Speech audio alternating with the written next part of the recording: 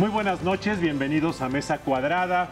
En esta ocasión vamos a hablar de uno de los temas más importantes para el futuro de México, para el futuro de su democracia, para el futuro de un mundo con oportunidades parejas para todos. Y es el tema del combate a la corrupción, un tema fundamental en México, fundamental en el mundo y que en los últimos años afortunadamente se ha convertido en una prioridad política de los partidos, de la sociedad organizada, de los medios de comunicación. Para hablar de ese tema tenemos el gusto de contar con la presencia de Javier Vargas, quien es el subsecretario de Responsabilidades Administrativas y Contrataciones Públicas y actualmente además encargado del despacho de la Secretaría de la Función Pública. Javier, muchas gracias por acompañarnos. Muchas gracias por la invitación, un gusto. También nos acompaña como todos los domingos Pepe Ureña. Bueno, Javier, con peras y manzanas. No vamos a hablar de por qué la corrupción es un problema, pero se acaba de aprobar una legislación de lo que se conoce como el Sistema Nacional Anticorrupción, que todo el mundo ha oído, pero la verdad es que muchas veces la gente piensa dos cosas. Ahora con esta discusión la gente pensaba que si los servidores públicos hacían pública su declaración patrimonial se combate la corrupción. O dos piensan que meter a la cárcel a un funcionario es combatir la corrupción. Platícanos brevemente por qué es importante y qué es este Sistema Nacional Anticorrupción. Cómo no, Luis Carlos, muchas gracias.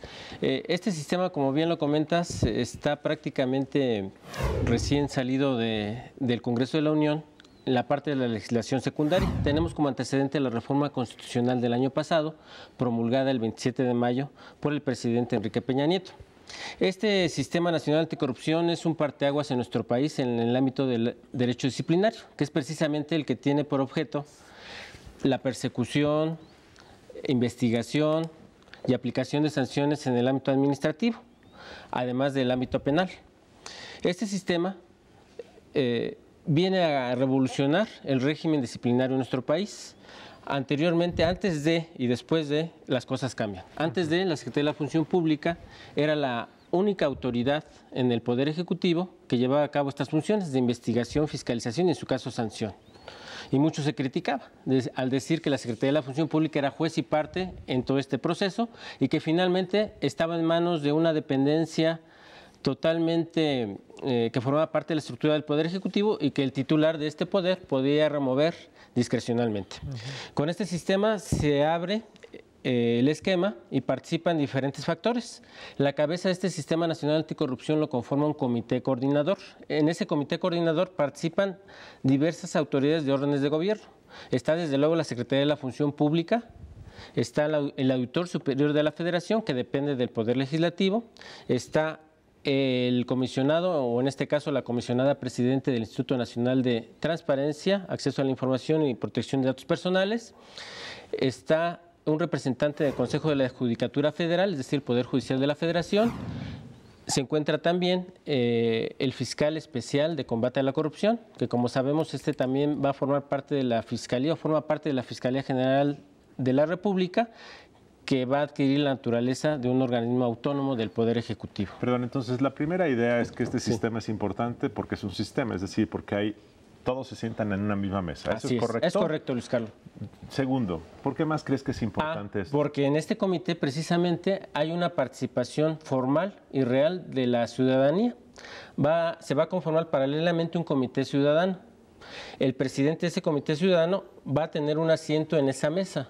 Y además no solamente va a tener el asiento, siempre va a presidir ese comité. Perdón, sí. En México se ha hecho como una fantasía pensar que los ciudadanos son mejores que los políticos profesionales para gobernar. Y esto a mí me parece que es algo que hay que tomar con pinzas. ¿Por qué un ciudadano puede hacer mejor el trabajo de presidir el comité ciudadano que un servidor público de carrera? Pues así lo está considerando, lo consideró el constituyente permanente. Yo creo que es importante. Acabas de comentar algo fundamental. Siempre, bueno, se critica y está bien al gobierno, se menciona, se etiqueta a los servidores públicos, se les vincula mucho con actos de corrupción, con no trabajar, con una serie de situaciones. Bueno, pues yo creo que es momento, y es algo que ha estado demandando la ciudadanía, que participen dentro de este nuevo esquema. Ahora, ¿cómo el constituyente permanente definió la participación de esos ciudadanos? Bueno, a través de un comité. Ese comité son 5 ciudadanos, dice, destacados en materias de transparencia, rendición de cuentas y combate a la corrupción. Ahora, en las recientes leyes expedidas la semana pasada, promulgadas y publicadas en el Diario Oficial de la Federación, en la Ley General del Sistema Nacional Anticorrupción, se prevé en los transitorios el proceso para la conformación de este comité ciudadano y lo deja como una tarea del Senado. El Senado va a conformar una comisión de académicos, de destacados miembros de la sociedad civil, para que a través del proceso que prevé este régimen en los transitorios de la ley, se seleccionen a estos 5 ciudadanos. Estos 5 ciudadanos van a durar en su cargo 5 años.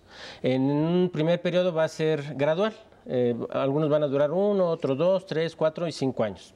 Y van a ir presidiendo este comité coordinador. Este comité ciudadano además tendrá diversas facultades. Podrá emitir incluso recomendaciones no vinculantes a las autoridades. Dentro de sus facultades está, por ejemplo, el proponer los nuevos formatos de la declaración patrimonial de conflicto de interés y la emisión o la puesta a disposición del comprobante en este tema de la declaración fiscal. La publicidad de las declaraciones, ha habido una discusión pública muy amplia y existe cierta frustración, al menos entre algunos líderes de partidos que han dicho que los partidos, en especial el partido en el gobierno, se resistió a esa publicidad máxima. ¿Qué le puedes decir a la gente? Sabemos los argumentos constitucionales y todo, pero ¿tiene que la gente sentirse, digamos, decepcionada? Yo creo que no. Yo creo que, decíamos, es un gran avance este nuevo esquema del Sistema Nacional Anticorrupción y que en el tema de las declaraciones patrimoniales finalmente quedó la obligación y se amplía. Antes de esta reforma, la declaración patrimonial únicamente estaba limitada a mandos medios y superiores, es decir, jefes de departamento hacia arriba, y a quienes, por la naturaleza de sus funciones, vínculos sobre todo con ciudadanos, trámites, otorgamiento de permisos, autorizaciones, adquisiciones, contrataciones públicas, teníamos que presentar esta declaración. Con esta reforma, todo servidor público va a tener que presentar su declaración patrimonial de conflicto de interés y en su caso la declaración fiscal. En ese sentido, a lo que me decías, Luis Carlos, si bien es cierto que es importante la transparencia y que los ciudadanos, a lo mejor algunos consideran que el hecho de que todo el mundo conozca qué patrimonio tenemos y qué situación en cuanto a inversiones, deudas y demás, va a aportar a combatir la corrupción, no debemos perder de vista, y yo les diría a toda la ciudadanía, que la situación que actualmente vivimos en nuestro país, en cuanto a la inseguridad, en cuanto a la delincuencia organizada, pues también nos pondría en riesgo a nosotros y a nuestra familia el tener en un sitio público, todos los servidores públicos, pues nuestro patrimonio. Pero para aclarar, sí, desde hace más de 20 o 30 años, todos los que trabajan en el gobierno tienen que presentar una declaración patrimonial a la estrella de la función pública, en donde se dice tus ingresos, tus propiedades, cuántos automóviles, cuántas cuentas bancarias, ¿correcto? Sí, es correcto. Ahora se va a seguir haciendo y por primera vez va a ser pública, salvo algunos datos, ¿es correcto? Sí, bueno, de hecho lo viene siendo así y hay un sitio al día de hoy, que es www.servidorespublicos.gov.mx, donde todos los servidores públicos estamos sujetos a esta obligación. El ciudadano puede conocer nuestros datos curriculares y además se deja como un derecho del servidor público el publicar total o parcialmente la declaración patrimonial. Muchos lo hacen y otros pues restringimos ese acceso. Con esta reforma se están respetando los derechos a la privacidad y la intimidad del servidor público. Entonces va a haber cierta información que va a ser pública en relación a toda la situación patrimonial y de conflicto de interés de los servidores públicos, pero va a haber otra ya muy específica que se va a resguardar, se va a proteger y bueno, va a quedar también como un derecho humano del servidor público el publicarlo o no. Por primera vez es obligatorio hacer pública la declaración patrimonial, salvo la información de carácter privado y confidencial, Así ¿es correcto? Es correcto, podemos decirlo que sí podemos decir que hay un avance porque ahora no es voluntario, es obligatorio, y la diferencia, la discusión era si todo se abría para que la gente lo viera o si había que testar algunos datos que pudiesen poner en riesgo los datos personales y la privacidad. ¿Es correcto? Es correcto, podemos decir que ese es el principio general. Que ahora será obligatoria, protegiendo los datos personales. Y datos de carácter confidencial. Así es. Y vuelvo a repetir, otro gran avance es que todos los servidores públicos ya no se discrimina, por decirlo así, sino todo servidor público, todo aquel que tenga un empleo, cargo o comisión, tendrá que hacer su declaración patrimonial, su declaración de posible conflicto de interés y en su caso su declaración fiscal. Muy bien, vamos a un corte. Estamos hablando sobre el importantísimo tema del combate a la corrupción. Hace pocos días se publicó la reforma secundaria al Sistema Nacional Anticorrupción y con Javier Vargas, subsecretario de la Función Pública, estamos platicando del tema. Volvemos.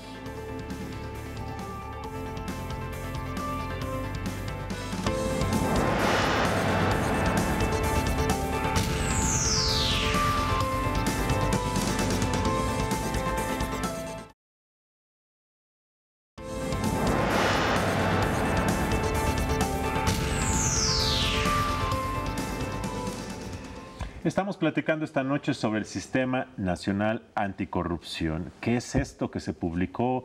¿Por qué ha habido tanta discusión? ¿Se trata de un avance? Estamos con Javier Vargas, el subsecretario de la Función Pública, quien nos acompaña este día. Y acabamos de platicar en el primer segmento de dos temas principales. Uno, por qué este sistema es importante y nos comenta que es porque es un sistema en donde hay coordinación entre todas las entidades responsables de su combate. Dos, porque será presidido por ciudadanos. Habrá un comité de 5 personas y su presidente será el presidente del comité de todas las instituciones que van a estar sentadas en la mesa combatiendo la corrupción. Y también platicamos que por primera vez la declaración patrimonial de conflicto de interés será pública, salvo datos de carácter personal. Pepe Ureña. Sí, la corrupción que está en la preocupación social, lo ha dicho inclusive la Presidencia de la República, por encima de la seguridad pública. ¿Hasta dónde llegamos o cómo llegamos aquí? ¿Dónde ha fallado? Porque si desde los 80 apareció la Secretaría de la Función Pública, que era el objetivo, combatir la corrupción, si había vigilancia en la administración del recurso público, si no se hizo, ¿dónde falló? ¿Dónde estuvo la falla y cómo se está corrigiendo de acuerdo a la nueva legislación? Sí, Pepe, pues mira, como tú lo señalas y lo comentamos al inicio de esta plática, el derecho disciplinario, rama del derecho que precisamente se encarga de vigilar la adecuada conducta de los servidores públicos en la prestación de su empleo, cargo o comisión, surge realmente en México formalmente en 1982, cuando se crea en ese entonces la Secretaría de la Contraloría General de la Federación. Se expide por primera ocasión una ley federal de responsabilidades de los servidores públicos y se hace una serie de esfuerzos que, como todo, pues bueno, al día de hoy, 30 años después, podemos hacer una evaluación como tú lo comentas y que en conclusión la ciudadanía al día de hoy, pues la percepción que se tiene es que continúa la corrupción, continúa habiendo hechos irregulares por parte de los servidores públicos, no obstante todos estos esfuerzos y no obstante el cambio de denominación de la Secretaría, la expedición de una nueva Ley Federal de Responsabilidades Administrativas en el año 2002 y que ahora, bueno, con este nuevo esquema decíamos, y lo sintetizaba muy correctamente Luis Carlos Ugalde, va a haber una mesa, ya no va a estar en manos de una sola autoridad, sino van a interactuar, a coordinarse todos los órdenes de gobierno, todas las autoridades, y que ante esta situación es algo muy novedoso. Y déjenme comentarles, hace unos meses estuve en Panamá, en el Congreso Internacional de Derecho Disciplinario, donde expusimos precisamente este nuevo esquema del derecho disciplinario en nuestro país, el Sistema Nacional Anticorrupción, y la verdad es que estamos colocados a la cabeza. Es un esquema totalmente novedoso a nivel mundial y que desde luego lo estamos visualizando como algo que va a venir a corregir esto. Los resultados, bueno, nos los va a dar, pues no los vamos a ver en 1 ni en 2, seguramente en 5, en 10, en 15 años se estará haciendo una evaluación de todo esto. ¿En qué se falló? Pues es muy difícil decirlo en unas cuantas palabras, ¿no? La percepción que yo tengo en esta situación como autoridad en la materia, en el ámbito estatal hace algunos años y ahora en el ámbito federal, pues puede deberse a muchos factores. Yo siempre lo he dicho, para combatir la corrupción no solamente es una situación en dos sentidos, ni atribuible exclusivamente a la autoridad, ni una tarea exclusiva de la autoridad para combatirla, sino que se requiere, para incurrir en un hecho de corrupción, la participación de dos partes, tanto la autoridad como la ciudadanía, en sus diferentes papeles. Y para combatirla, yo creo que también es importante que esa percepción que tiene el ciudadano se ponga en una mesa y, bueno, coadyuve a este combate. Y eso es lo que está haciendo precisamente este nuevo Sistema Nacional Anticorrupción, donde va a haber un comité coordinador, donde hay una participación formal por parte de la ciudadanía, con responsabilidades, con facultades, y que lo va a estar presidiendo. Yo creo que esto, pues lejos ya de decir a estas alturas en qué se falló, qué fue lo que nos faltó, pues yo creo que hay que ver hacia adelante, hay que ver el reto que está implicando este nuevo marco jurídico y que ahora la gran responsabilidad pues es aplicarlo, es operarlo.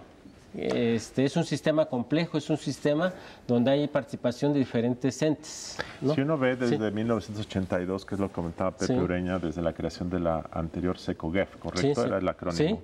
Y uno va viendo la acumulación de reformas legales y administrativas siempre va creciendo y mejorando. El Compranet en los años 90, el tema de transparencia que se empezó a legislar a partir de 2002, reformas a las leyes de adquisiciones, a la obra pública, es pura mejora. Si un marciano llegara a la Tierra y viera la historia de la legislación mexicana, diría, qué bien lo han hecho, pero también es cierto que del otro lado la gente percibe que la corrupción solo ha crecido. Entonces no creo que sea problema de la legislación, sino de otros temas, entre ellos que ha faltado corresponsabilidad, entre ellas que a veces o muchas veces no se aplica la ley oportunamente, y esperemos que ahora este sistema ya no deje a la discrecionalidad de las autoridades legislativas y ejecutivas y judiciales aplicarla, no, sino que haya estímulos para hacerlo. Vamos a ir con Javier Oliva, que está en la ciudad de Londres y que tiene algunos comentarios que hacernos. Javier, muy buenas noches. ¿Qué tal, Luis Carlos? ¿Cómo estás? Pepe, ¿cómo te va? Gusto en saludarte. Javier Vargas, bienvenido al programa de Mesa Cuadrada. Yo quisiera plantearte dos inquietudes que pues tienen que ver lamentablemente con la historia de nuestro país. Cuando se crean tantos organismos con una misma función, usualmente terminan sin tener un impacto para el cual fueron diseñadas. Estamos hablando de 3 instituciones, 3 áreas que van a estar enfocadas al combate a la corrupción. Y desafortunadamente no sé si al final esto tenga un impacto real en la contención y control. Es difícil hablar de erradicación de la corrupción. Déjenme ponerles un ejemplo. En la legislatura pasada aquí en el Reino Unido, un miembro del gobierno de David Cameron tenía contratado al jardinero de su casa con costo al presupuesto del Parlamento. Más allá del monto, de lo que le pagaban en libras, obviamente, terminó con la remoción y renuncia del propio ministro. Les estoy hablando de una cosa que tal vez a nosotros nos parezca menor, desafortunadamente por la historia que hemos acumulado en tantos años, como lo refería Pepe Ureña hace un momento, y ahí se hilvana mi segunda cuestión o duda, Javier. ¿Qué tanta capacidad de sanción? Porque una cosa es que conozcamos los casos de corrupción y otra cosa es que se actúe en consecuencia de manera ejemplar para que estos actos no reincidan o se cometan. Porque el problema radica no solamente en conocer los casos, sino cuál es la sanción al funcionario. Y estos asuntos que eventualmente no deberían pasar en el servicio público porque se llaman servidores públicos, quienes desempeñan ya sea un cargo de representación, un cargo administrativo, un cargo partidista, desde luego. Entonces, esta doble observación que me permito hacer en este tema con el nuevo Sistema Nacional de Anticorrupción, pues tendrá que ver con su efectividad y no que este asunto de crear comisiones y las sanciones se conocen 2, 3 años después, si es que las hay, desde luego. Y después de haber leído con atención las atribuciones y facultades de cada una de estas 3 áreas, tengo la impresión de que va a ser un poco difícil que ante un caso flagrante de corrupción se pueda actuar de manera directa. Y entonces esto va a ir en detrimento precisamente del espíritu, que me parece muy loable por parte del presidente de la República, de darle una contención a un problema que en términos del Producto Interno Bruto, según los distintos estudios, nos ha llegado a costar hasta el 6% del PIB. Entonces, sí creo que estamos en una posición en donde, más allá de las siglas y de las responsabilidades y de las áreas que vayan a participar en el combate a la corrupción, tendrá que ser la efectividad. Es decir, no esperarnos a que pasen 4 o 5 años para conocer un caso en el cual pueda el ciudadano observar la sanción a un funcionario o funcionaria que haya abusado de sus atribuciones en cualquiera de sus posibilidades. Javier, ¿qué me puedes decir al respecto de estos dos planteamientos? Sí, Javier, muchas gracias. Muy interesante los dos cuestionamientos. Lo que yo podría decir, primero, en efecto, se habla de más de 30 años desde la creación de esta dependencia, en donde, pues bueno, hay una percepción no muy aceptada por parte de la ciudadanía en cuanto a la efectividad de la que tú hablas.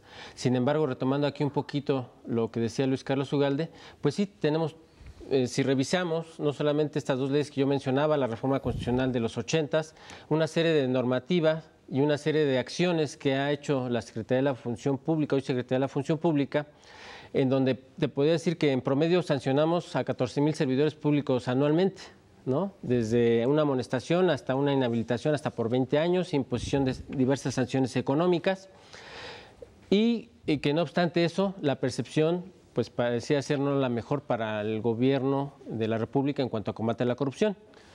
Ahora mencionas, con este nuevo sistema se integran otras autoridades, se integran otros factores, se establece un nuevo marco jurídico. ¿Qué podemos hablar de la eficacia? ¿Realmente va a funcionar o vamos a tener que esperar años para ver la eficacia de este sistema? Yo te diría lo siguiente, yo cómo lo veo. Decía yo, hace un momento le decía a Pepe, le decía a Luis, es realmente algo novedoso este nuevo esquema en nuestro sistema jurídico mexicano, y a nivel mundial estamos, si me lo permiten reiterarlo, estamos a la vanguardia. Yo creo que la eficacia sí se va a fortalecer en el sentido de que la Secretaría de la Función Pública deja de ser juez y parte, particularmente tratándose de las sanciones relacionadas con hechos, relacionados con actos de corrupción. El nuevo esquema, como tú lo comentabas, ya leíste el nuevo marco jurídico. Bueno, participa la autoridad investigadora, como la Secretaría de la Función Pública, los órganos internos de control, pero finalmente quien va a sancionar va a ser el poder, un poder diferente, en este caso, una autoridad judicial denominada Tribunal de Justicia Administrativa, Tribunal Federal de Justicia Administrativa. Y además, en este nuevo esquema, se están también previendo hipótesis cometidas por particulares cuando estén vinculados a actos de corrupción, y las sanciones también se prevén para ellos. En el caso de empresas vinculadas a actos de corrupción, la autoridad podrá imponer sanciones resarcitorias en cuanto a la afectación que en su caso haya al erario público. Podrán intervenir a la empresa o incluso tratándose de personas morales y disolverlas o suspenderlas en cuanto a sus actividades. Asimismo, también se amplían las facultades para sancionar por parte de la autoridad. Se amplían de 5 a 7 años. En el ámbito federal, al día de hoy, son 5 años el plazo de prescripción. A nivel de los estados, difería de entidad a entidad conforme a la legislación correspondiente. Con este nuevo sistema nacional, este esquema se va a permear a las 32 entidades federativas, y yo creo que esto va a eficientar la aplicación y persecución. Y finalmente concluiría con una situación muy importante, y aprovecho el espacio para invitar a la ciudadanía a tener una participación no solamente en cuanto a la opinión, a la percepción de si estamos siendo eficaces o no, sino a participar activamente y presentar la denuncia o queja ciudadana en cuanto tengan conocimiento de un hecho irregular por parte de la autoridad.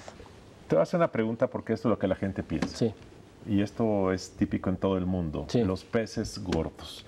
Toda esta elaboración de técnica jurídica y de un sistema que en lo personal pienso que es un gran avance, es legislación de clase mundial. La gente al final quiere ver políticos en la cárcel. peces gordos. Y si en un tiempo de algunos meses o un año, año y medio, no hay peces gordos tras las rejas, la gente va a decir que fue un fracaso. Yo he comentado que falta una narrativa de qué se puede esperar de esto, pero para la gente o hay peces gordos o no, como en el caso de algunos gobernadores, por ejemplo el Bronco Nuevo León, si no mete a la cárcel a algunos funcionarios del gobierno anterior, la gente va a pensar que está traicionando al pueblo. Lo digo en los términos que la gente lo expresa. ¿Qué puedes decir de la teoría de los peces gordos en este tema de este Sistema Nacional Anticorrupción? Bueno, aquí es muy importante reiterar, ¿no? Por una parte, el ámbito de competencia de las autoridades que participamos en este gran sistema. La Secretaría de la Función Pública es una autoridad administrativa. Dentro de las sanciones que impone, en su caso, la propia Secretaría de la Función Pública, tratándose de infracciones no graves o aquellas que sean graves y que envíe el expediente integrado al Tribunal de Justicia Administrativa, no se prevé en la Ley General de Responsabilidades la privación de la libertad. Eso es algo que hay que precisar. Somos autoridad administrativa. Lo máximo que podemos imponer pues, es una inhabilitación para desempeñar un empleo, cargo o comisión o participar en contrataciones públicas. Pero algo muy importante, y si es nuestra obligación como autoridad, si dentro de esa investigación, dentro de ese proceso, tenemos conocimiento de un hecho irregular que además de implicar una falta administrativa grave o no grave, implica un ilícito, para eso está la Fiscalía en este comité coordinador, la Fiscalía Especializada de Combate a la Corrupción. Esta Fiscalía, el fiscal, el titular de esa Fiscalía, tiene plenas facultades para la persecución de los delitos y para ejercer la acción penal e iniciar un proceso penal. Y ahí sí, déjenme decirles que dentro de este paquete de reformas que se acaban de promulgar, fueron 7 leyes, 4 nuevas y 3 reformas. Está una reforma muy importante del Código Penal Federal que endurece las penas tratándose de delitos cometidos por servidores públicos.